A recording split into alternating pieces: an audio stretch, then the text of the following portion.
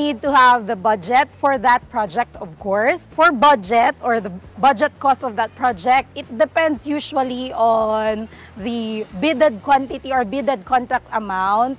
And then we make, or in project sites, the project engineers make their own field budget, and then from there we get the budget for that project. Second, we need to have the manpower to do all the labor. Usually, for far-flung areas or for far-flung projects, we have local hired, and then for operators, we have operators for the equipment. Third, we need to have the proper equipment, the complete list of equipment needed for that project. For the materials, we purchase it according to the needed materials of that specific project.